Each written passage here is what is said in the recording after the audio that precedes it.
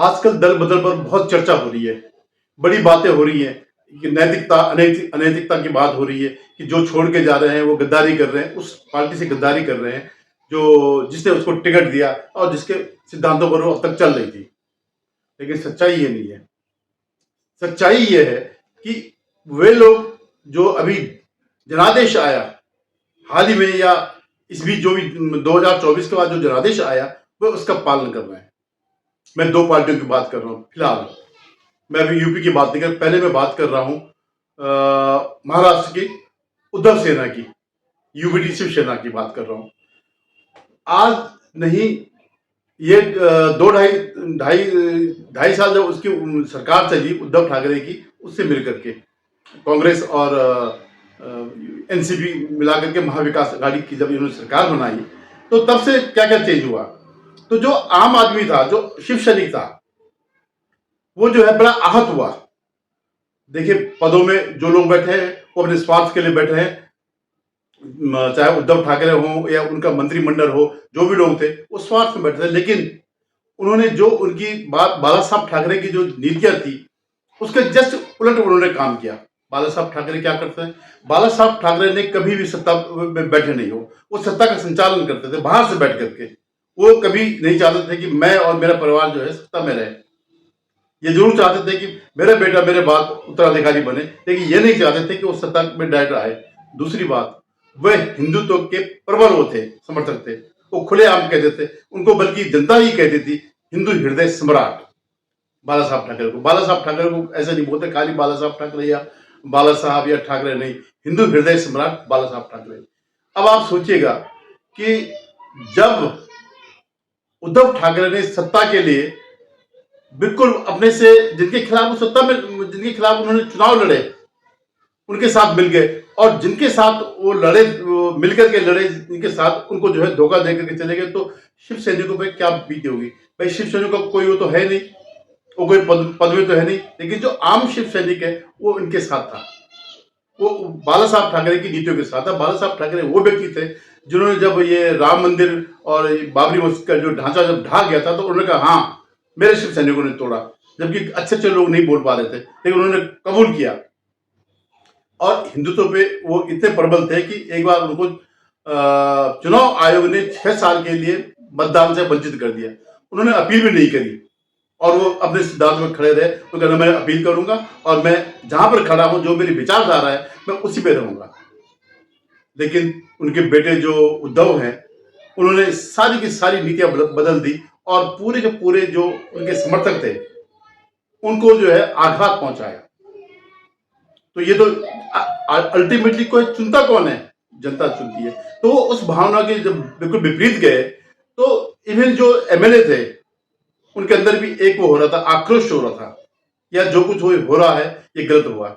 हम उन लोगों के साथ खड़े हैं, उन लोगों के साथ सरकार चला रहे हैं जिनके खिलाफ हम लड़े, और एक दिन नहीं लड़े, सैद्धांतिक रूप से वो लड़ते रहे। सैद्धांतिक रूप से वो बिल्कुल विरोधी थे। हालांकि इसमें उनका भी बड़ा हाथ था। जो वहां के स्थानीय चाणक्य कहलाए जाते हैं शरद पवार जी का, हालांकि उनकी सारी चाणक्यगिरी खत्म हो गई। आज उनको भी वही लाले पड़े हैं। आज उनको अपनी सत्ता बचानी बड़ी मुश्किल हो रखी है, अपनी पार्टी बचानी मुश्किल हो रखी है। उनकी पार्टी भी खंड खंड पहले भी हो गई थी जब उनका भतीजा अजीत पवार ले गया था, और अब भी जो है संकट के बादल उन पर, उस पर भी वो कर रहे हैं, उनके अस्तित्व पर ही वो पड़ गया। तो इस वजह से वो बड़े आहत थे जो शिव सैनिक थे, और जो विधायक जो सच्चे वो थे, जो बाला साहब के समर्थक थे, वो उन्होंने तय कर लिया कि नहीं, हम इनके साथ ही रहेंगे, परिस्थितियां कोई भी रही होंगी, कैसे भी हुआ था, लेकिन एक बहुमत जो है 2/3 मेजोरिटी निकल करके चले गई।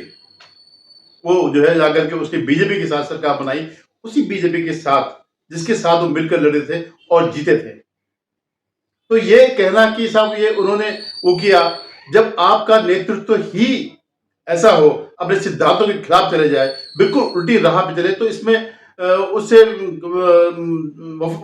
दगा करने की कोई बात नहीं है, क्योंकि वो जनता के प्रति जवाबदेह है। चाहे वो विधायक हो, चाहे वो एमपी हो, चाहे वो आम आदमी हो, जो इनका समर्थक है, जो उनको वोट देता है, जो हर समय संघर्ष में रहता है।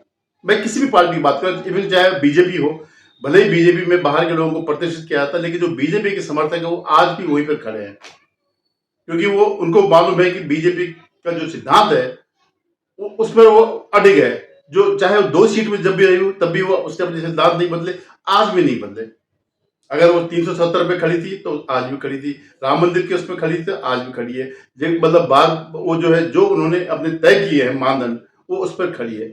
भले ही वाजपेयी जी के टाइम पर क्योंकि समर्थन नहीं था तो उन्होंने समझौता किया, लेकिन उसके खिलाफ नहीं गए। उन्होंने कुछ मुद्दों में वो किया, समझौता किया, लेकिन उन्होंने जो है जो मूल विचारधारा था उसके खिलाफ नहीं गए। और तो इसीलिए जो है इसको वो करना, कंडेम करना बिल्कुल गलत है।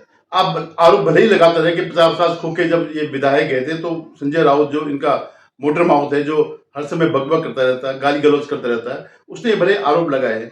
और दूसरी बात यह है कि लोगों ने देखा भी है, आम जनता ने, कि जब जो 2.5 साल का कार्यकाल था उद्धव ठाकरे का, तो बिल्कुल वो 3 दिन गए सिर्फ सचिवालय में, अपने घर में पड़े रहे। तो क्या इसके लिए जो सैनिक थे, शिव सैनिक थे, लड़ते थे क्या? नहीं। उनका अपना जो वो था, उद्देश्य था, वो पूरा करते हैं। जन सेवा भी करनी है, जो भी करना है, बताते हैं कि उनके हर उसमें जो है एक एक एम्बुलेंस हुआ करती थी। कहीं कुछ हो गया तो एम्बुलेंस लेकर के दौड़े। और अब दोबारा फिर परिस्थितियां फिर वही आ गई। आगे क्या, कल तो हो ही गया, उनके 9 में से 6 विधायक, वो 6 सांसद चले गए। वो फिर वो इस असली शिवसेना पे चले गए। हालांकि उनको बड़ा बुरा लग रहा है कि अमित शाह ने जो है असली शिवसेना क्यों बोला, शिंदे वाले, उनके एक ही सेना, शिंदे की सेना है और शिंदे की शिवसेना, और कोई सेना नहीं है। अब ये फ्रंट बंटवारा नहीं कि उद्धव ठाकरे वाले या फलाने वाले, नहीं। लेकिन वो कहते हैं साहब ये जो है बाला साहब की वो है, ये बाला साहब की नहीं, बाला साहब की प्रॉपर्टी हो सकती है, लेकिन विचार नहीं है जो आप उद्धव ठाकरे के पास है। हालांकि इस बीच उन्होंने बहुत प्रयास किया कि किस तरह जो है हमारा जोड़ तोड़ जाए, हमारा जो है समझौता दोबारा हो जाए बीजेपी से, लेकिन नहीं, उन्होंने एक बार मना कर दिया तो मना कर दिया। तो इस पर यह कहना कि साहब ये दगाबाजी कर रहे हैं, दगाबाजी नेतृत्व ने किया है। नेतृत्व हमेशा अपने उसके लिए दगाबाजी करता है, इसलिए ये हुआ। अब दूसरा मामला जो है टीएमसी का है, वेस्ट बंगाल का है। टीएमसी खत्म हो चुकी है लगभग लगभग। क्यों? क्योंकि इतने साल का जो इन्होंने जुल्म किया, मतलब कांग्रेस से लेकर के टीएमसी तक 15 साल, टीएमसी के 34 साल सीपीएम के, सिर्फ क्या है, तुष्टिकरण के लिए उन्होंने दांव पे लगा रखा था वहां के हिंदुओं को। और वो क्योंकि इतना शिकंजा मजबूत था इनका, इतना जो तंत्र था, पूरा का पूरा तंत्र मिला हुआ था। वहां पार्टी और तंत्र में, सरकारी तंत्र में फर्क करना बड़ा मुश्किल था। तो जब ये जनादेश आया तो सबसे पहले तो विधायक उनके अलग हो गए, 2/3 से भी ज्यादा अलग हो गए। हालांकि वो अभी कहीं गए नहीं है, लेकिन उसके बाद जो सांसद है वो भी अलग हो गए और उन्होंने एक एनसीपीआई करके एक पार्टी है, उसमें मर्ज कर दिया। और अब कानूनी लड़ाइयाँ लड़ी जाएंगी, क्योंकि वो बैठे ना कि दो कपिल सिब्बल और अभिषेक मनु सिंघवी, उनकी नजर इनके पैसे फैलेंगे जो इन्होंने 15 साल में कमाया। तो अब उस पर भी आप कह साहब की जो है क्या वो जो वहां के सांसद है जो अभी स्प्लिट हुए हैं, या जो विधायक है जो अलग हुए हैं, क्या उनको दिखाई नहीं दे जनादेश? और जनादेश क्या उसके कारण नहीं दिखाई दिए क्या? उसको पता है क्या कारण है, किन कारणों की वजह से ये सब हुआ है, किन कारणों से ये जो है परिणाम आए। ये कोई एक दिन का आक्रोश नहीं था जनता का, ये कई दशकों का आक्रोश था हिंदुओं का खासकर। हालांकि इसमें जो है कई मुस्लिम विधायक भी शामिल हैं, जिन्होंने जो है पार्टी को छोड़ दिया, जबकि मेन वहां पर मुद्दा वही था कि मुस्लिम तुष्टिकरण का। और बीजेपी ने साफ कह दिया कि हम इनको अपने साथ नहीं लेंगे। ठीक है, सांसदों ने मिलकर के एनसीपीआई में मर्ज कर दिया, वो एनडीए को समर्थन देंगे, उनको कोर्स करेक्शन का एक मौका मिल रहा है। वो देखेंगे कि भाई ये लोग कितना वो करेंगे, और अल्टीमेटली तो 5 साल बाद जब भी दोबारा चुनाव होंगे तो जनता फैसला देगी।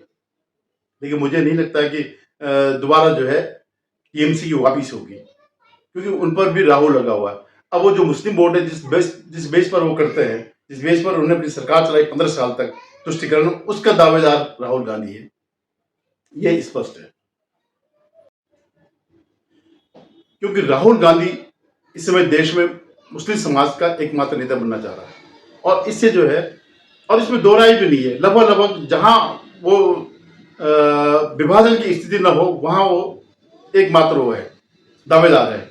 इसलिए वो सारे के सारे इससे इंडी जो गठबंधन के जो दल हैं उनमें खौफ छाया हुआ, क्योंकि राहुल गांधी बीजेपी नहीं करेगी, राहुल गांधी जो है इनकी पार्टी को खत्म करेगा, जो भी तुष्टि करने के दावेदार और वो एकमात्र नेता के रूप में इन पर वो कब्जा करेगा, इनका नेता बनेगा, चाहे वो AIMIM हो, उनकी भी हिम्मत नहीं पड़ेगी। और सबसे ज्यादा खौफ में कौन इस समय? अखिलेश यादव है। अभी से उनकी जो है जुदा पैदा शुरू हो गई, जो बातें कर रहे हैं वो सब इसी जो उनकी पार्टी में जो चल रहा है, मंथन चल रहा है, या कांग्रेस और उनके बीच जो वाक युद्ध हो रहा है, उसके पीछे यही चल रहा है कि नहीं आप उसके नेतृत्व में आइएगा। जो इनका इमरान मसूद को कह रहा है कि आप राहुल गांधी के नेतृत्व में आइएगा, जबकि यूपी में कोई हैसियत नहीं है, लेकिन उनको ये पता है कि अगर दोनों अलग लड़े और अगर कुछ भी परसेंटेज वोट अगर उसको मिल गया कांग्रेस को, तो जो अखिलेश है उसकी रोटी अब फिर डूब जाएगी, जैसे कि औरों की डूबी है इसके साथ खड़े होने में, जैसे उसकी डूबी है, वहां पे तेजस्वी की डूबी है